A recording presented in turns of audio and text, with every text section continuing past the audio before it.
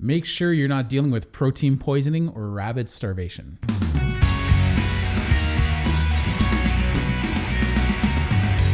Hey, what's shaking bacon? My name's Bruno Panucci. I hope you're doing well. So I've been conversing with a carnivore friend of mine recently, and she was telling me that she had some symptoms that were kind of peculiar. And I thought, okay, I know those symptoms, and I know those symptoms because I went through those symptoms once years ago. So I started seeing a doctor with my ex-wife back in 2013 into 2014, and he put us on a very lean diet. It was very limited with the amount of food we were allowed to eat, and we were only allowed to have turkey bacon or turkey of any kind or chicken. That was it. So we wanted to make sure we stuck to those foods. After a certain amount of time, we would be allowed to introduce red meat. But for the longest time, for the first number of months, we were only allowed to have those foods. We were also allowed to have all the leafy green lettuce we wanted, and that was it. That was it. That's all we were allowed to have. And he was treating sugar and carbohydrate addiction. So this doctor was north of Toronto. And so we did this. So we did it for a number of months. And I lost a ridiculous amount of weight doing this. But I felt good and bad at the same time. Well, how can you feel both good and bad at the same time? Well, I lost in 5 months 150 pounds. That was a crazy amount of weight to lose. I lost 30 pounds a month. Every month. I was shrinking so fast that people were actually worried I had cancer or I was very sick. I went from my highest weight, 465 pounds, down to 300. And then I noticed my ex-wife had a lot of really saggy skin. Now, she was a pretty healthy person overall, but she had been putting on weight over the years, and she went up to a size she wouldn't want me to mention on camera. But she was still dealing with yo-yo dieting, and she was putting on a lot of weight, and this helped drop a lot of that weight fast. I noticed she was down to a size 4, and it didn't look right on her. Her skin was sagging off of her body. And I said to her one day, and this is 5 months into this way of eating, I said, I think you've gone a little too far with this, and you might have to step back a little bit.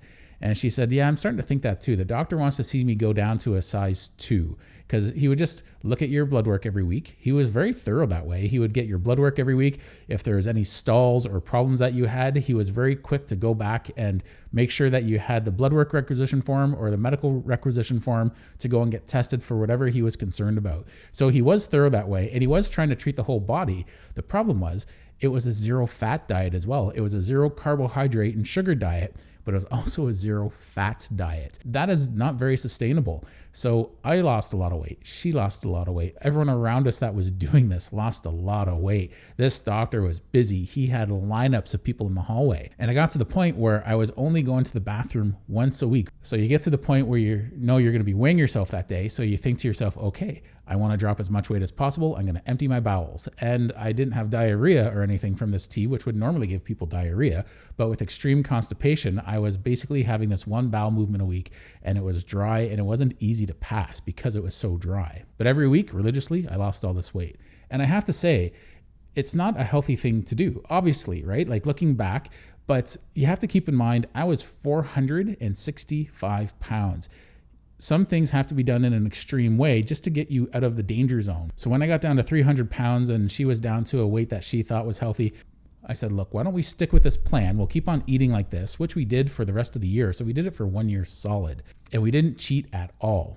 But I said, let's double the protein with all our meals. And after a while, my ex-wife was like, okay, I wouldn't mind trying some carbs every now and then. So we talked about having a fist-sized version of carbs with her meal at the end of the day.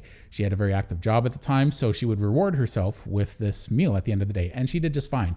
She bounced up to a size 6 and her muscles filled right back out. So the skin was hanging off the body because she lost so much muscle doing this way of eating. You can lose muscle when you lose weight, fast or slow. That's just what happens when you lose a lot of weight. So we did it straight for the 5 months. And after that, we just doubled the protein and we found it quite manageable. Now, my weight loss at that point came off very slow.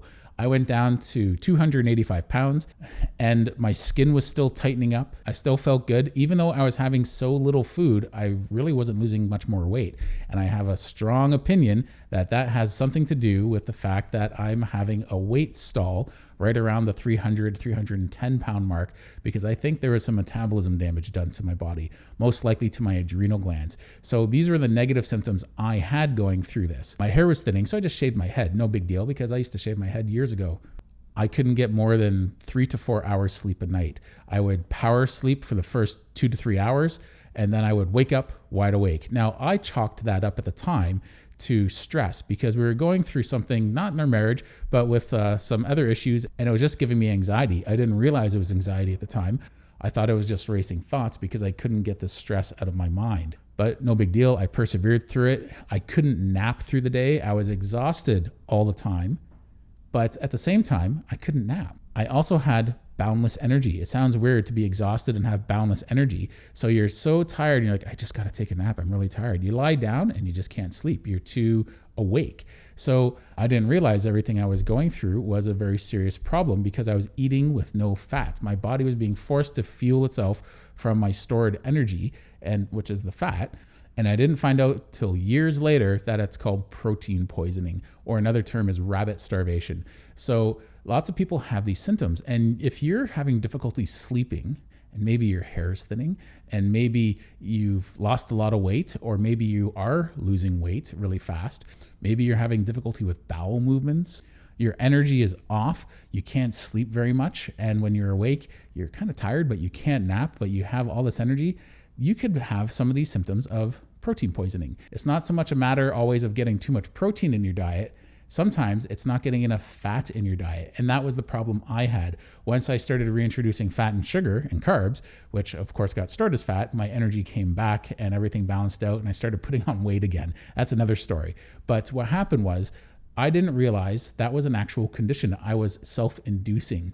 If you're doing carnivore and you're eating too lean, you might have those symptoms. Another problem I had, which I didn't think about at the time, I thought it was just related to a lack of sleep, was brain fog. I was always having pauses in my sentences. I couldn't think of what I was saying. Sometimes I would stop halfway through a sentence and forget what I was talking about. Now, that's kind of difficult when you have a social job like I've had all these years as a massage therapist, when you're always interacting with people. My body had adapted to the small amount of food. My body had struggled adapting to the lack of fat at all in my diet, along with zero carbohydrates, virtually zero carbohydrate. Just some trace amounts I was getting in some of the vegetables I was allowed to reintroduce into the diet, as well as any trace carbs I was getting in my protein.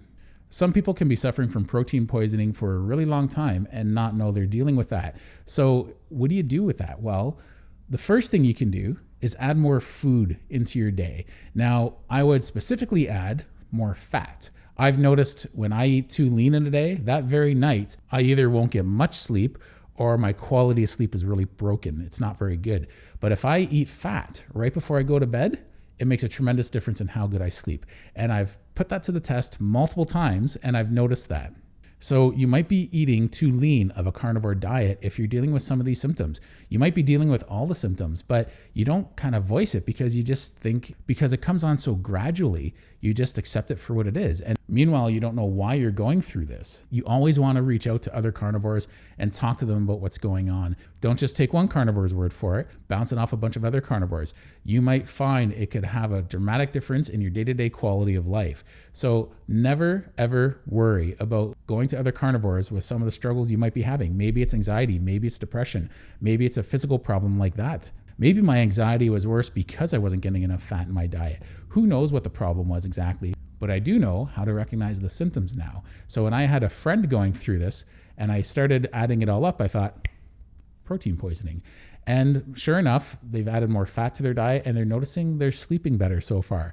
Now, it's a real mind game for people when you have to start going to a higher fat diet because some people, not everyone, some people end up losing some weight doing that because they've stressed the adrenal glands out and now there's some healing that needs to be done. And they have to sometimes go to a high fat version of carnivore for months just to make that straighten out. Kelly Hogan once talked about how she went through rabbit poisoning in my 100th episode. And she said, yeah, she did that for years. She just wasn't feeling well. She wasn't doing the best, even though she was zero carb.